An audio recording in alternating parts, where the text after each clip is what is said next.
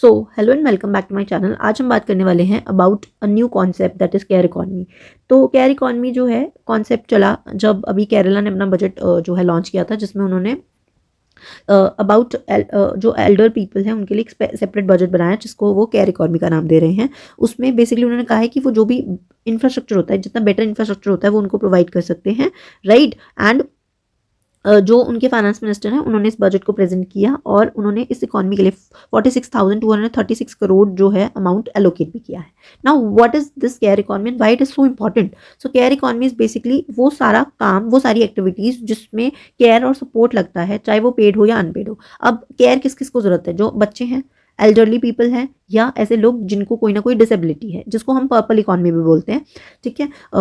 अब क्या हो रहा है कि हमारी इकॉनमी में ये जो काम है, जो केयर हो रही है, वो आइदर पेड है या अनपेड है, and mostly it is unpaid, right. Paid workers कौन कौन से होते हैं? जैसे डोमेस्टिक वर्कर्स हो गए, नर्सेज हो गई, आंगनवाड़ीज हो गए। और अनपेड कौन से हो गए? जैसे कुकिंग हो गया, नर्सिंग हो गया, फैमिली में जो भी काम हो रहा है, बच्चों को पालना, अगर कोई औरत है वो अपने हस्बैंड के पेरेंट्स को, अपने बच्चों को, इन सबको वो क्या कर रही है? टेक केयर कर रही है। तो this is unpaid care work, right. Now question आता है कि तो इतना इंपॉर्टेंट क्यों है, हम इतना फोकस क्यों कर रहे हैं केयर इकॉनमी पर?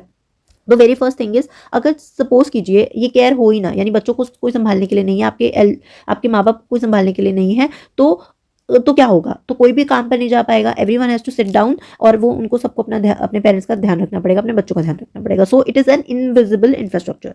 Second thing, it is highly under valued, right. Under valued कैसे है कि इसके लिए बहुत ही कम पे किया जाता है या अंडर पे किया जाता है। जैसे कि आपकी मदर्स हैं, उनको इस चीज़ की कोई सैलरी नहीं मिल रही कि आप अपने घर का ध्यान रख रहे हैं, अपने बच्चों का ध्यान रख रहे हैं। नो वन इज गेटिंग पे फॉर दैट, ठीक है। अगर हम इसका प्राइस डिसाइड करने लगे तो it will turn into a trillion of the economy, right.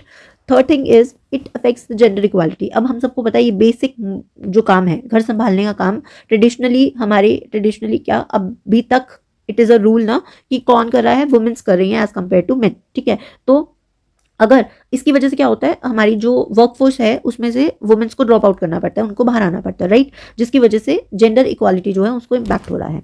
Now not only it is about GDP, it's about dignity, right. How how it is about dignity? Because ये कहीं ना कहीं शो करता है कि किस तरीके से आपकी सोसाइटी को ट्रीट किया जा रहा है, आपके बच्चों को रखा जा रहा है। ये कहीं ना कहीं आपकी वैल्यूज को शो करता है। तो जितना ज्यादा स्ट्रांग होगी हमारी केयर इकॉनमी, उतनी ज्यादा हमारी वैल्यूज जो है वो शोकेस होकर निकलेंगी, ठीक है। Now last thing is rising elderly population. तो अब हमें पता है कि हमारा जो डेमोग्राफिक डिविडेंड है अभी तो पीक पर है। धीरे धीरे ये जो है, जो डिपेंडेंट पॉपुलेशन है, यानी कि चिल्ड्रंस एंड एल्डरली, इनकी पॉपुलेशन क्या होगी? धीरे धीरे विद टाइम इंक्रीज होगी। तो demand for the care economy started increasing. और ये भी चीज़ बताई गई है कि जो अनपेड वर्क होता है, ठीक है,